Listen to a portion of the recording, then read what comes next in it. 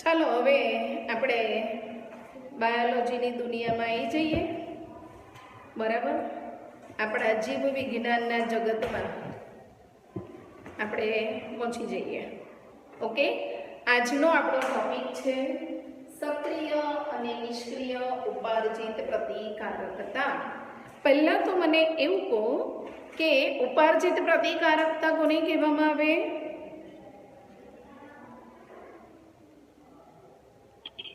Madam voice cut થાય છે. हाँ मैम. હા, નેટવર્ક ઇશ્યુ હશે કદાચ. ઓકે, હવે જુઓ, સક્રિય અને નિષ્ક્રિય ઉપાર્જિત પ્રતિકારકતા. સૌથી પહેલાં તો ઉપાર્જિત પ્રતિકારકતા એટલે શું? તો કે જે બાય બોર્ન આપણને વારસામાં મળેલું નથી, પણ જ્યારે કોઈ એન્ટીજન આપણા બોડીના સંપર્કમાં આવે છે, દેટ મીન્સ આપણે એટલે કોણ? તો યજમાન શરીર. બરાબર, એના સંપર્કમાં જ્યારે આવે, જ્યારે મહેમાન બને, ત્યારે જ આપણું બોડી જેને સર્જન કરે છે. બરાબર, કોને સર્જન કરે છે? તો કે યજમાન શરીરમાં જે પ્રવેશ્યા છે, કોણ? તો કે એન્ટીજન જે પ્રવેશે છે, અને આપણે શું કહીએ છીએ? એન્ટીજન. આપણા બોડી માટે નુકસાનકારક છે, કાં તો આપણા બોડીનું કોઈ ઘટક નથી, જેને આપણે કહીએ છીએ એન્ટીજન. ઓકે, બરાબર. આ એન્ટીજનની સામે શું કરવું પડે? તો કે નુકસાનકારક છે, એટલે આપણે એની સામે લડવું પડે. બરાબર, આપણે એવું તો કહેતા નથી કે ભાઈ આવો, બેસો, સ્વાગત કરીએ, એવા મહેમાને નથી. બરાબર, તો કે એને આપણે આપણા શરીરમાં ઘૂસવા દેવા નહીં, બીકોઝ કે એ આપણા માટે હાર્મફુલ છે, આપણને નુકસાન કરે છે. ખબર પડી? બરાબર, અને એટલા માટે આપણું જ બોડી એ આવા એન્ટીજનના જ્યારે સંપર્કમાં આવે છે, અને ત્યારે એ એની સામે લડવા માટે કોઈ એક બોડીને તૈયાર કરે. ઓકે, અને એ જે છે એને આપણે શું કહીએ? તો એને આપણે એન્ટીજન કહીએ છીએ, સોરી, એન્ટીબોડી કહીએ છીએ. ઓકે, બરાબર. એટલે એન્ટીજન એની સામે લડવા માટે એન્ટીબોડી સર્જાય છે. ક્યાં સર્જાય? તો આપણા શરીરમાં, એટલે કે યજમાન શરીરમાં સર્જાય. ક્લિયર? હવે નેક્સ્ટ ક્વેશ્ચન એવો આવે કે એન્ટીજન હોય કેવા હોય? બરાબર, આપણા બોડીની અંદર જ્યારે સર્જાય છે એન્ટીબોડી, તો એ વખતે યજમાન શરીરમાં પ્રવેશેલા, કાં તો એના સંપર્કમાં આવેલા જે એન્ટીજન છે એ કેવા હોય? તો એન્ટીજન અલગ અલગ પ્રકારના હોઈ શકે. એટલે કેવા? તો મૃત પણ હોઈ શકે, જીવંત પણ સૂક્ષ્મ જીવો હોઈ શકે, અને પ્રોટીનના બનેલા હોઈ શકે. પ્રોટીન ના હોય. બરાબર, આવા જ્યારે આપણા બોડીમાં પ્રવેશે છે, આપણા બોડી માટે કોઈ એક નવું બોડી છે, ફોરેન બોડી છે. ક્લિયર? એટલે આપણે એને શું કહીએ? તો કે આપણે એને એન્ટીજન કહીએ છીએ. એની સામે લડવું, વિરુદ્ધ, એની વિરુદ્ધ લડવું. વિરુદ્ધ, that means antigen, antibody. Clear? વિરુદ્ધ એટલે એન્ટી થયું. જે સર્જાયો છે એની સામે લડવા માટે એવું જે બોડી છે એને આપણે શું કહીએ? તો આપણે એને એન્ટીબોડી કહીએ. ઓકે, ખ્યાલ આવી ગયો બધાને? હા મેમ. ઓકે, બરાબર. તો આ પ્રકારની પ્રતિકારકતા જે છે એને આપણે કહીએ છીએ સક્રિય પ્રતિકારકતા. ક્લિયર? બરાબર. હવે જુઓ કે સક્રિય પ્રતિકારકતા જે છે એ કેવી હોય? તો આપણે એવું કીધું, જ્યારે એન્ટીજન સંપર્કમાં આવે છે, પછીથી આપણું શરીર એન્ટીબોડીનું સર્જન કરે છે. બનવા માટે સમય જોઈએ. ક્લિયર? આપણે પણ ઘરમાં કોઈ પણ વસ્તુ બનાવીએ છીએ, સપોઝ સમજો તમને કોઈ પ્રોજેક્ટ વર્ક આપ્યું છે મેં, એન્ટીબોડીની રચના અને એન્ટીબોડી વિશેની માહિતી એને દર્શાવતો એક પ્રોજેક્ટ તૈયાર કરો, બરાબર? તો મેં તમને આ એક વર્ક સોંપ્યું છે, તો જો તમે એને બનાવો છો તો એના માટે સમય લાગે કે નહીં? લાગે. ક્લિયર? બરાબર? તો એના માટે સમય લાગે છે. ધેટ મીન્સ એ પ્રોસેસ કેવી થઈ? તો કે ધીમી થઈ. બરાબર? એટલે અહીંયા નિર્માણ થાય છે ને સક્રિયમાં, એટલે આપણે એને જે પ્રક્રિયા છે એ કેવી? તો કે એન્ટીબોડી સર્જાવાની જે પ્રક્રિયા છે, જે સક્રિય ઉપાર્જિત પ્રતિકારકતામાં થાય છે, અને એટલે સક્રિય ઉપાર્જિત પ્રતિકારકતા આ ધીમી પ્રક્રિયા છે. બરાબર? ખ્યાલ આવ્યો? આ પ્રક્રિયા કેવી છે? ધીમી પ્રક્રિયા છે. અને ધારો કે કોઈક રેડીમેડ મળે છે, ભાઈ માર્કેટમાં મળે છે, કોણ જફા કરે? લઈ આવો. તો આપણને બનાવતા કોઈ વાર લાગી ખરી? ના. આપણા ઘરમાં જમવાનું બનાવવાનું હોય તો વાર લાગે, હોટલમાંથી આપણે સીધું લાવવું છે તો આપણને વાર લાગતી નથી. આનો અર્થ એવો થયો કે સક્રિયમાં નિર્માણ થાય છે, એટલા માટે આ જે પ્રક્રિયા છે એ કેવી છે? તો કે ધીમી પ્રક્રિયા છે. બરાબર? અને પોતાના ટોટલી એફર્ટ્સ એની અંદર આપે છે. બરાબર? આનો અર્થ એવો થયો કે સંપૂર્ણ પ્રતિકારકતા અથવા તો સંપૂર્ણ અસર કરતો પ્રતિચાર આપે છે. બરાબર?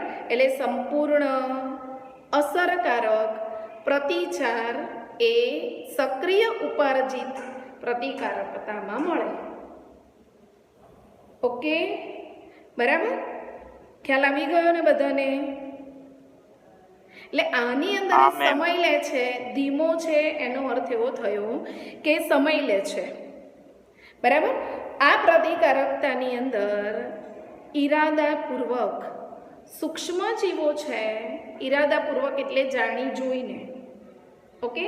તો ઈરાદાપૂર્વક સૂક્ષ્મ જીવને શું કરવામાં આવે? તો કે યજમાન શરીરની અંદર એને દાખલ કરવામાં આવે.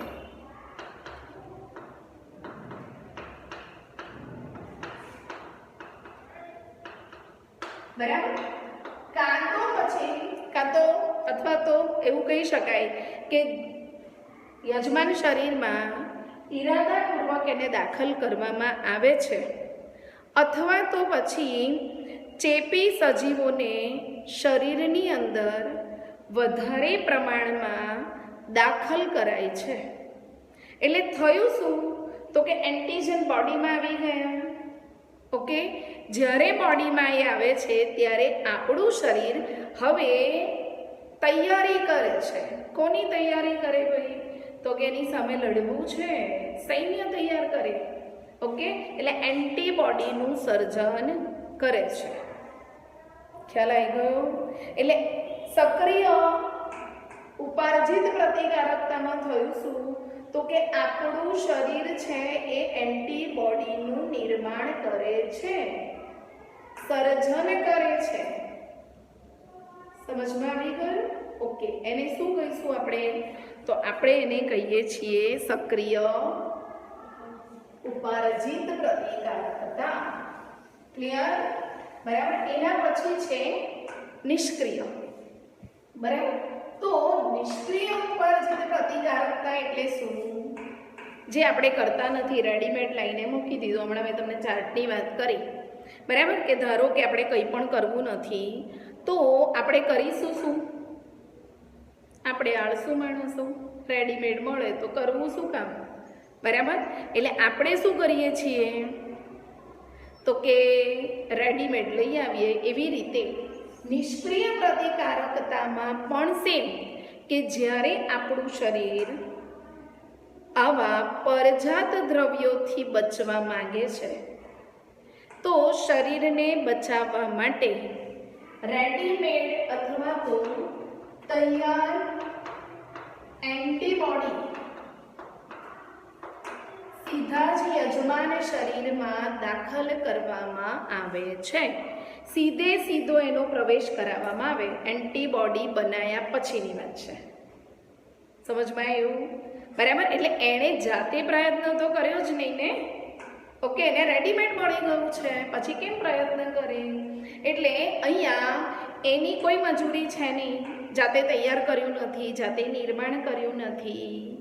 બરાબર. એટલે પોતે નિષ્ક્રિય છે. ઓકે, જે બનાવે એ સક્રિય હોય, જે બનાવતું જ નથી એ સક્રિય કહેવાય ખરું?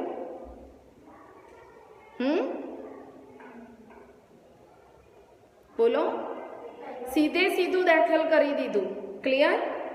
એટલે આપણે એને નિષ્ક્રિય કહીએ છીએ. જુઓ, આપણે એવું જાણીએ છીએ કે આપણે લાસ્ટ 3rd ચેપ્ટરમાં આપણે ભ્રૂણીય અવસ્થાઓને આ બધું ભણી ગયા છીએ, સજીવોમાં પ્રજનન. બરાબર. એની અંદર એક વાત મેં તમને એવી સમજાવી હતી કે ભ્રૂણીય અવસ્થામાં, અને આ ચેપ્ટરની શરૂઆત વખતે પણ મેં તમને કીધું હતું કે આપણને બાય બોર્ન જન્મજાત જે મળે છે તો એ ક્યાંથી મળ્યું? તો કે મમ્મીએ આપણને ગિફ્ટ કરી. ઓકે, એટલે શું? તો કે જ્યારે આપણે જન્મ લઈને આવ્યા ત્યારે ભ્રૂણીય અવસ્થામાં મમ્મીના બોડીમાંથી આવા સૂક્ષ્મજીવો બાળકના બોડી સુધી જાય છે, એમાં પ્રવેશ કરે છે. એટલે બાળકે જાતે તૈયાર કર્યા નથી. ક્લિયર? બરાબર. એટલે ભ્રૂણ દ્વારા એને મળ્યું કે નહીં? ક્યારે? તો કે ભ્રૂણીય અવસ્થામાં. ક્લિયર? બીજું ક્લોસ્ટ્રમ. ક્લોસ્ટ્રમ એટલે શું?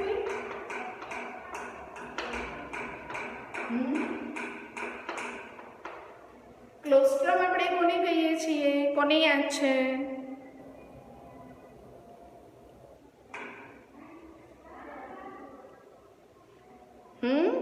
કોઈને પણ નહીં? મેમ ફરી બોલો ને. ક્લોસ્ટ્રમ. ક્લોસ્ટ્રમ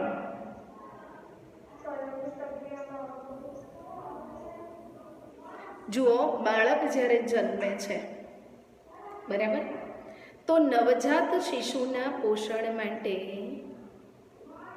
જે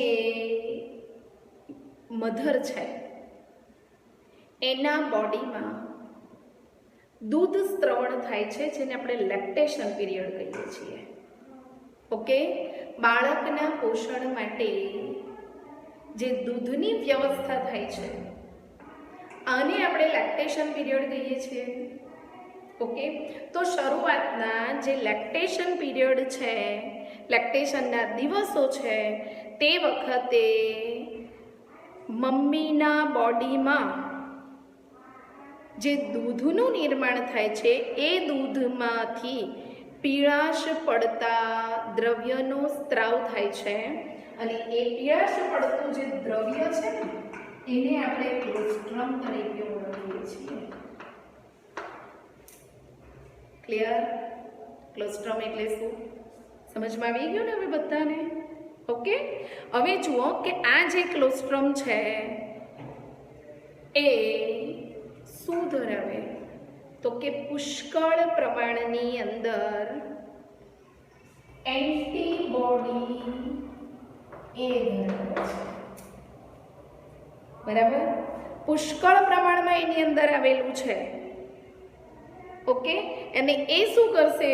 તો કે ન્યૂબોર્ન બેબી જે છે એના સંપર્કમાં, કારણ કે એનું બોડી નવું છે, નવા નવા તંત્રો વિકસિત થયા છે, એમાં એનું રોગ પ્રતિકારક તંત્ર જે છે એ કેવું હોય? તો કે રોગ પ્રતિકારક તંત્ર છે એ પણ એટલું એક્ટિવ નથી હોતું ને. બરાબર? એટલે કે વિકસિત છે. ઓકે, એટલે જ્યારે એના સંપર્કમાં જો કોઈ એન્ટીજન આવી જાય તો શું થાય? તો કે જ્યારે એન્ટીજન આવી જાય અને પછી એને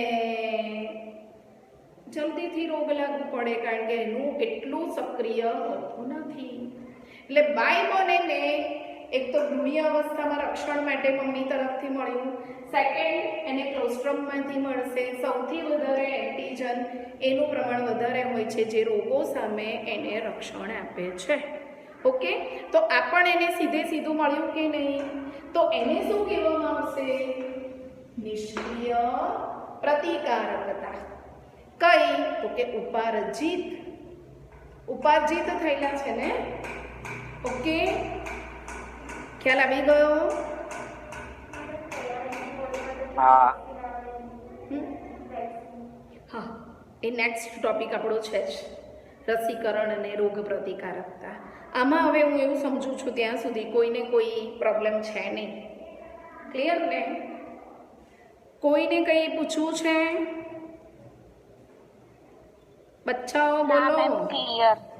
બરાબર. ગર્ભાવસ્થાની અંદર ભ્રૂણ જરાયુ દ્વારા માતાના શરીરમાંથી શું કરશે? તો કે એન્ટીબોડી મેળવે. સેકન્ડ, તો કે લેક્ટેશનના પીરિયડમાં જે ક્લોસ્ટ્રમ છે, બરાબર, તો એ માતાના સ્તન ગ્રંથિમાંથી જે દૂધનો સ્ત્રાવ થાય છે એની સાથે જે હોય છે એટલે નવજાત શિશુના રક્ષણ માટે છે.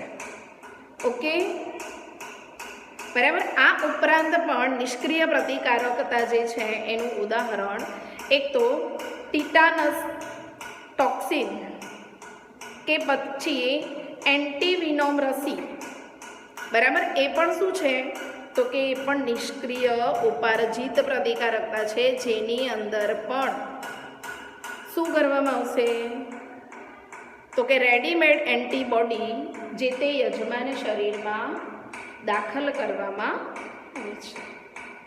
ઓકે, અહીંયા આપણો આ ટોપિક પૂરો, પ્રતિકારકતાવાળો. ખ્યાલ આવી ગયો બધાને? હા મેમ. હા મેમ. ચાલો, હા, એના મેમ. પછીનું સેકન્ડ ટોપિક છે આપણો રસીકરણ અને પ્રતિકારકતા.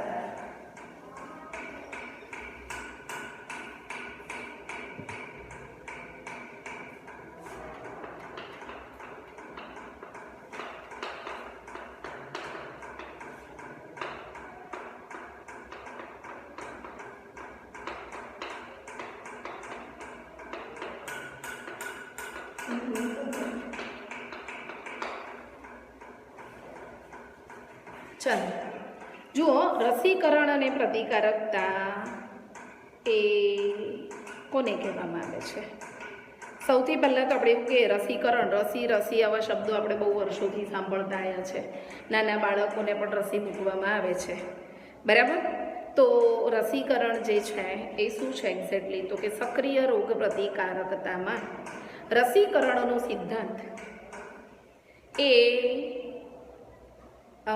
પ્રતિકારકતાના જે સ્મૃતિ આધારિત ગુણધર્મ છે એના પર કામ કરે છે, બરાબર. કાં તો એવું કહી શકાય કે સ્મૃતિના ગુણધર્મ પર આધારિત છે રસીનો સિદ્ધાંત, બરાબર.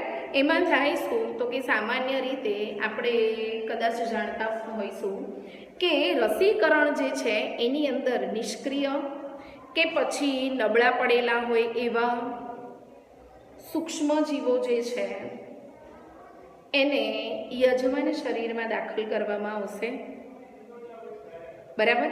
કાં તો પછી જે પ્રોટીનના એન્ટીજન જે છે એ એન્ટીજનને પણ શરીરની અંદર દાખલ કરવામાં આવે છે. ઓકે, એટલે થયું શું?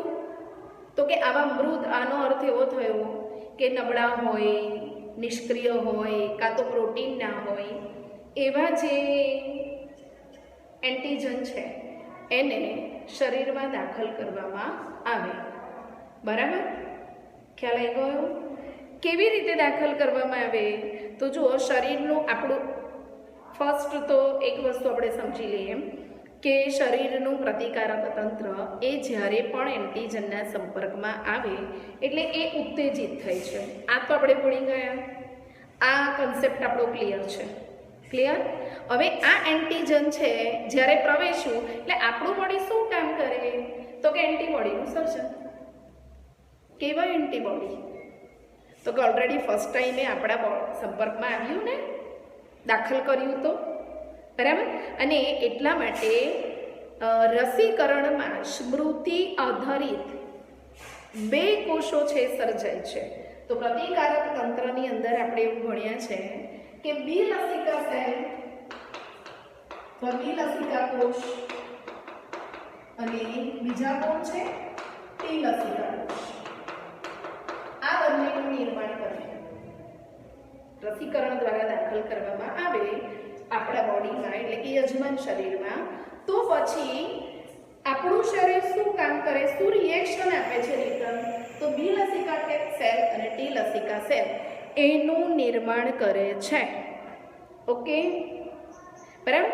એટલે અહીંયા જે સક્રિય રોગકારકો છે એ ચેપ ઝડપથી ઓળખી લે છે કે ભાઈ આ ન્યુમોકોકસ આવ્યું છે એટલે ન્યુમોનિયા લગાડશે.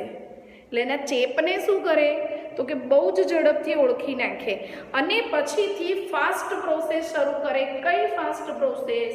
તો કે ઝડપથી એ સ્મૃતિ આધારિત, એટલે બિલસિકા સેલ તો એક્ઝેક્ટલી એને ખબર જ છે, બરાબર, એ યાદ રાખે છે અને શું કરશે તો કે એન્ટીબોડીનું સર્જન કરે છે કે નહીં.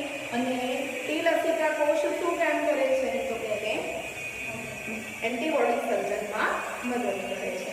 એટલે આ બંને ઝડપથી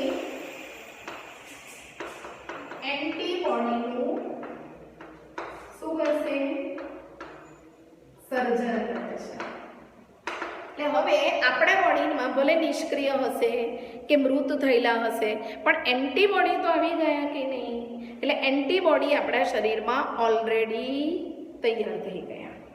હવે રિયલમાં જ્યારે આવું સૂક્ષ્મ કારક આવી જાય તો એન્ટીબોડી તૈયાર જ છે, ભાઈ આવો લડીએ, જમવાનું બનેલું છે અને પછી જો કોઈ ગેસ્ટ આવી જાય, અતિથિ જેને આપણે કહીએ છીએ, તિથિ વગર આવે, ઓકે, તો એ જ્યારે આવે તો આપણા માટે કોઈ ટેન્શન છે જ નહીં કારણ કે જમવાનું રેડી છે. ઓકે, એમ અહીંયા શું રેડી છે? એન્ટીબોડી. હવે એન્ટીબોડી જો રેડી છે તો હવે આપણે ડરવાની કોઈ જરૂર છે નહીં, બરાબર. એન્ટીબોડી છે તો હવે શું કરશે તો કે હુમલાખોર જે એન્ટીજન આવશે ને એ હુમલાખોર એન્ટીજનને મારી નાખે, એનો નાશ કરે, એની સામે લડે, એને નિષ્ક્રિય બનાવે.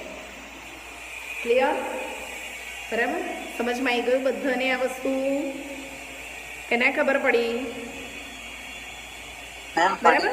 હુમલો કરનાર જે છે એક્ઝેક્ટલી એને શું કરે તો કે દબાવી દે. ઓકે, બરાબર.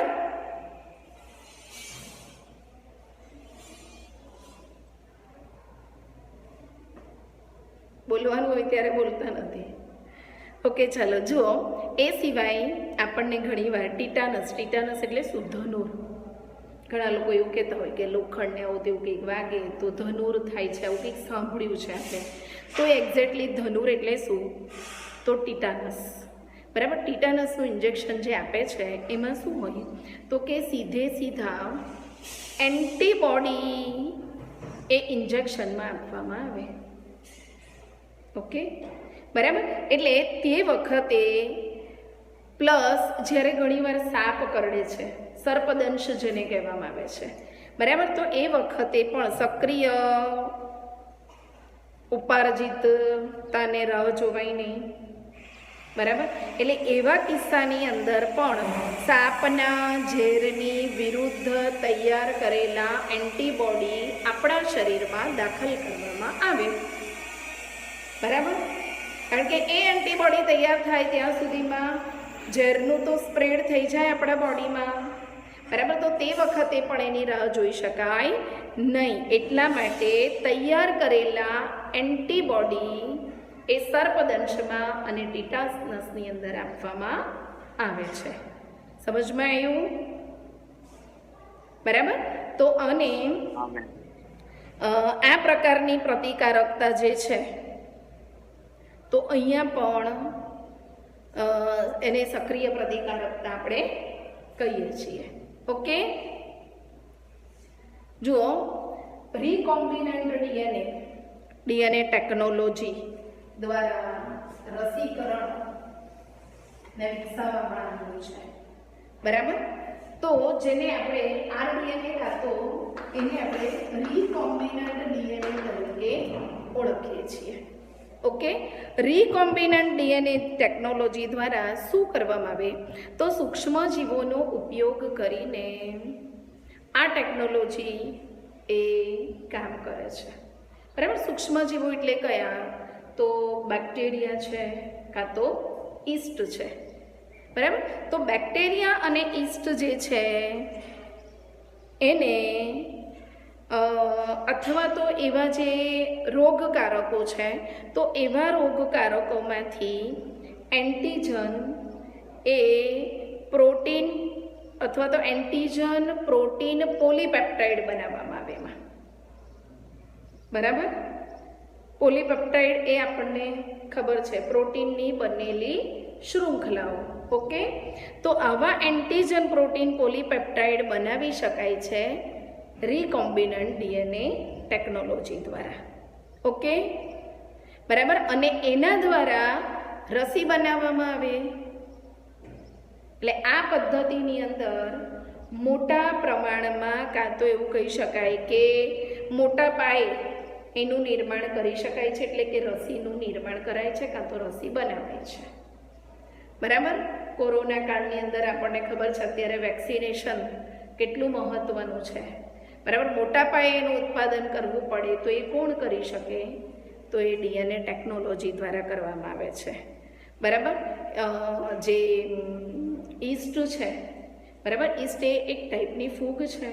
તો ઈસ્ટમાંથી હિપેટાઇટિસ બી એની રસીનું ઉત્પાદન કરવામાં આવે છે કાં તો હિપેટાઇટિસ બી છે એની રસી બનાવવામાં આવે છે. સમજમાં આવી ગયું? બરાબર. રસીકરણ એ શું છે ખબર પડી ગઈ? રિયલની અંદર નહીં પણ મૃત કરેલા, નિષ્ક્રિય કરેલા કાં તો પ્રોટીનના એન્ટીજન બનાવવામાં આવે. ખેતરની અંદર આપણે ચાડીઓ જોયો છે.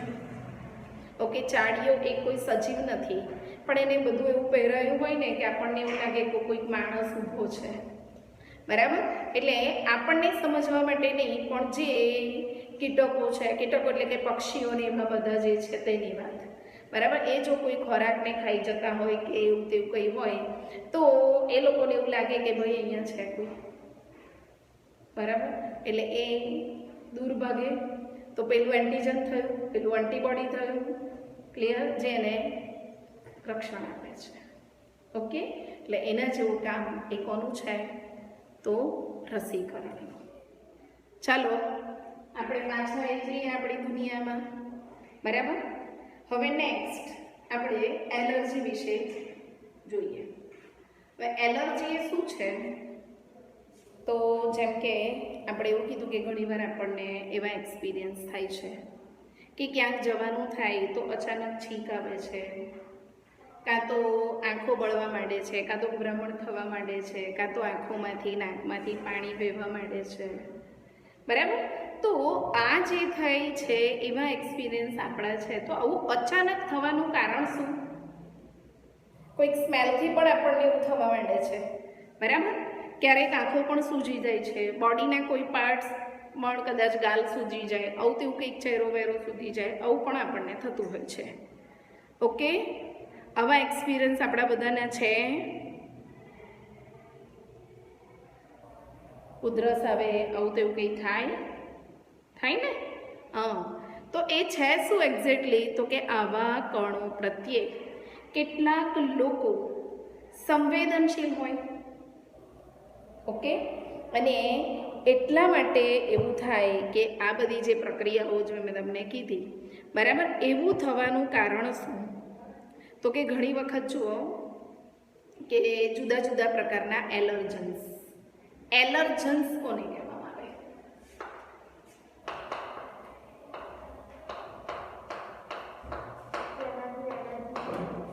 સરસ. તો કે જેનાથી એલર્જી થાય છે આને આપણે શું કહીએ છીએ? તો કે એને આપણે એલર્જન્સ તરીકે ઓળખીએ છીએ. એલર્જી પ્રેરક ઘટકો ઓકે, તો એને આપણે એલર્જન્સ તરીકે ઓળખીએ છીએ, બરાબર. અને એવા ઘટકો દરેકના સંપર્કમાં આવે એટલે એક સરખી પ્રક્રિયા કરતા નથી. આનો અર્થ એવો થાય કે દરેક વ્યક્તિએ અલગ અલગ હોઈ શકે એલર્જી, બરાબર. કાં તો મને પોસિબલ છે કે ભાઈ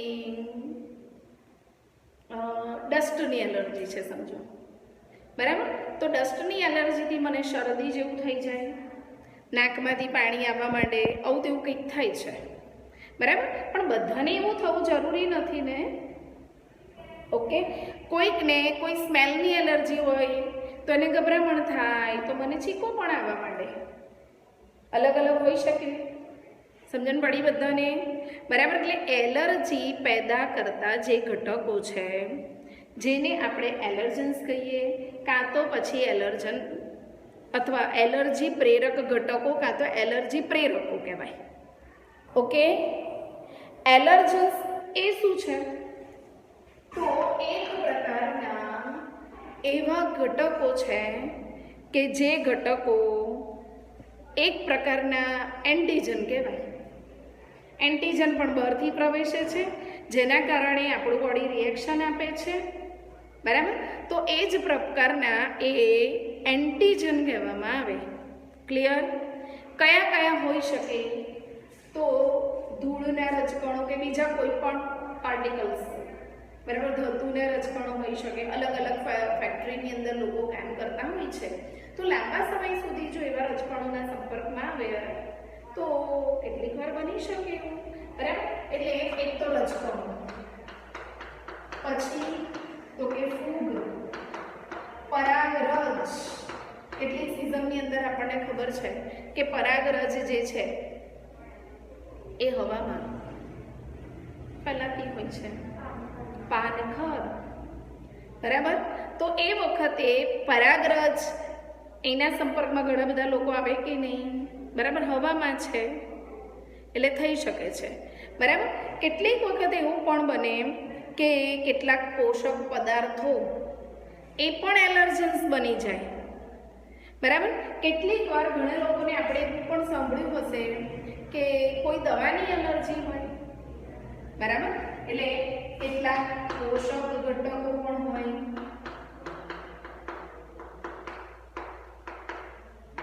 કેટલીક વખત દવાઓ પણ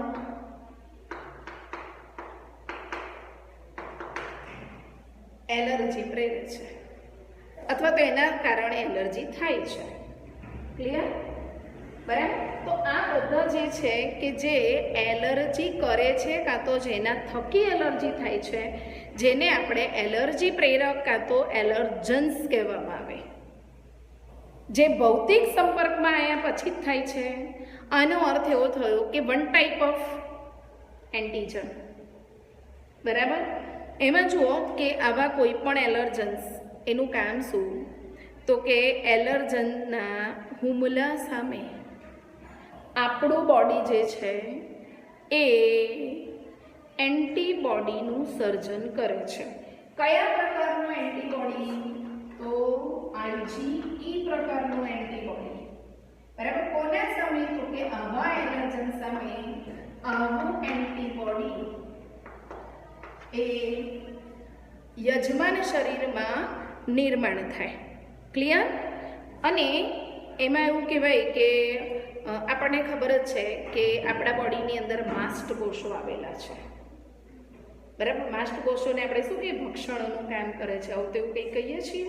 તો એ માસ્ટ કોષો જે છે એ જ્યારે આ રીતે આપણું બોડી વધારે પડતો પ્રતિચાર આપે છે, બરાબર, આવા રિએક્શન્સ વધારે પડતા જ્યારે આપે છે અને ત્યારે એ હિસ્ટેમાઇન અને સેરોટોનિન, બરાબર, એનો સ્ત્રાવ કરે છે.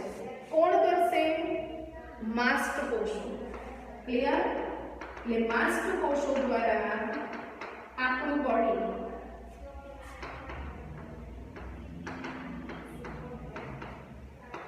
અને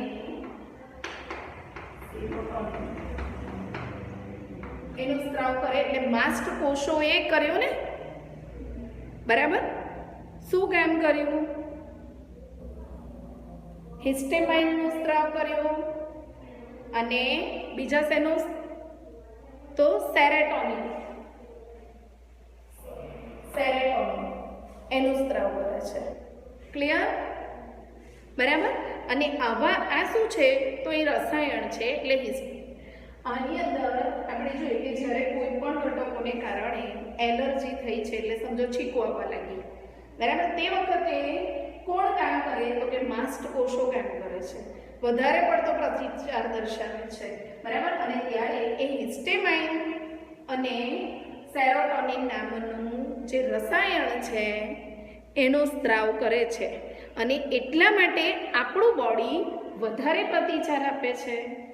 એટલે આપણું બોડી જ્યારે વધારે પ્રતિચાર આપે છે એને જ આપણે શું કહીએ છીએ? એલર્જી તરીકે આપણે એને ઓળખીએ છીએ.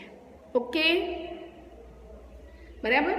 અને એ વધારે પડતો પ્રતિચાર એ કોઈ પણ પ્રકારનો હોઈ શકે, જેમ કે આપણે હમણાં વાત કરીએ એમ જ કે વધારે છીકો આવવી, નાકમાંથી પાણી નીકળવા માંડે, આંખોમાંથી પાણી નીકળવા માંડે, ગભરામણ થવા માંડે, બરાબર, શ્વાસ લેવામાં તકલીફ થાય, શ્વસન માર્ગમાં બળતરા પણ થાય, પછી નાક છે, ગળું છે, ત્યાં આપણી જે શ્લેષ્મીય ત્વચા આવેલી હોય છે એમાં પણ બળતરા થવા માંડે, બરાબર. કેટલીક વાર એવું પણ બને કે ખંજવાળ આવવા માંડે, બરાબર. નાના નાના ચાઠા થયા હોય એવા થઈ જાય અને આપણે એને ખંજવાળીએ પણ છીએ.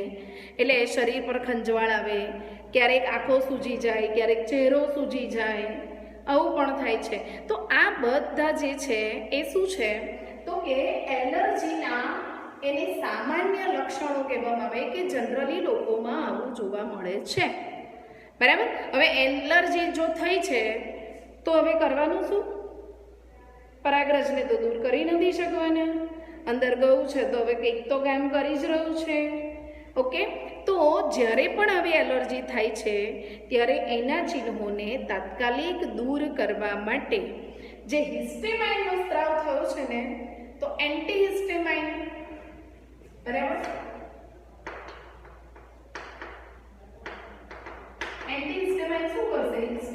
હિસ્ટેમાઇન છે એના સ્ત્રાવને અટકાવી દે. ક્લિયર? બરાબર. એટલે એન્ટીહિસ્ટેમાઇન આપવામાં આવે, કાં તો એન્ટીહિસ્ટેમાઇન છે, એડ્રેનાલિન છે અને સ્ટીરોઇડ પ્રકારની દવાઓ છે. આવી જે દવાઓ છે એને આપવામાં આવે જેથી કરીને આપણું બોડી જે વધારે પ્રતિચાર આપે છે એને અટકાવે. એટલે આવા ચિહ્નો જે દેખાય છે આપણને અલગ અલગ પ્રકારના, તો એ ચિહ્નો દૂર થાય. સખત ઉધરસ આવે છે, એન્ટીહિસ્ટેમાઇન કાં તો પછી સ્ટીરોઇડ કાં તો એડ્રેનાલિન પ્રકારની જો દવા આપવામાં આવે તો એ દબાઈ જાય, એટલે ઓછું થઈ જાય, એટલે માણસ નોર્મલ બની જાય. ખ્યાલ આવ્યો? બરાબર. ઓકે, અત્યારે જુઓ એવું કહીએ છીએ આપણે કે આપણી જીવન પદ્ધતિ બદલાઈ ગઈ છે, મોડર્ન લોકો થઈ ગયા આપણે, એટલે આધુનિક જીવન પદ્ધતિ જેને આપણે કહીએ. ઓકે, હવે એની અંદર પ્રતિકારકતામાં તો ઘટાડો થયો જ છે, બરાબર. તો પ્રતિકારકતામાં જ્યારે ઘટાડો થાય અને એલર્જન્સ પ્રત્યે સંવેદનશીલતા વધે છે, બરાબર. એટલે પ્રતિકાર ઓછો છે, સામે એલર્જીક પ્રોસેસ વધારે થઈ ગઈ, બરાબર. અને એવું કહેવાય છે કે ભારતના મોટા ભાગના વિકસિત શહેરો જે છે એમાં એ પરિસ્થિતિ આપણે જોઈએ છીએ, કહેવાય છે એટલું નહીં, આપણે ઘણા બધાએ જોયું પણ છે, બરાબર. તો વિકસિત શહેરો જે છે એની અંદર બાળકો જે હોય તે લોકોમાં આવા એલર્જન્સને કારણે શ્વાસની તકલીફ થતી હોય છે. પ્રદૂષણ પણ એટલા વધ્યા છે, ધુમાડાઓ પણ વધી રહ્યા છે, બરાબર. એ બધા પણ એલર્જી પ્રેરક જ કહેવાય. એનાથી અસ્થમા જેવા દમ જેને કહીએ છીએ એવા રોગો પણ વધ્યા છે, એટલે એનાથી લોકો પીડાઈ રહ્યા છે, બરાબર. એટલે એલર્જી આવા બધા કારણોસર થઈ શકે. એક્ઝેક્ટલી કયા વ્યક્તિને કયા એલર્જન્સથી એલર્જી થાય છે, આ કહેવું થોડું મુશ્કેલ છે. એને શોધવું હોય તો શું કરવું પડે? તો કે એલર્જીનું કારણ શોધવું હોય તો જે દર્દી છે એ દર્દીને એલર્જન્સના સંપર્કની અંદર થોડા સમય માટે રાખવું પડે, કાં તો પછી સૂક્ષ્મ માત્રાની અંદર આવા જે એલર્જીક પ્રેરક દ્રવ્યો છે એ આપવામાં આવે. સૂક્ષ્મ માત્રામાં આપવામાં આવે એટલે એને વધારે પડતું તકલીફ ના થાય. ક્લિયર? બરાબર. એટલે આ રીતે એલર્જીનો અભ્યાસ કરી શકાય કે એક્ઝેક્ટલી કોના થકી એલર્જી થાય છે આ શોધી શકાય છે. ઓકે, બરાબર. એટલે આને આપણે એલર્જી કહીએ છીએ કે કોઈ પણ ઘટક દ્વારા આપણું બોડી એને વધારે પડતી પ્રતિચાર આપે છે, વધારે પડતો પ્રતિચાર આપે છે, વધારે પડતું રિએક્શન આપણું બોડી દર્શાવે છે, બરાબર. એને જ આપણે એલર્જી કહીએ છીએ. ક્લિયર? બરાબર. અકારણે અચાનક આ થતું હોય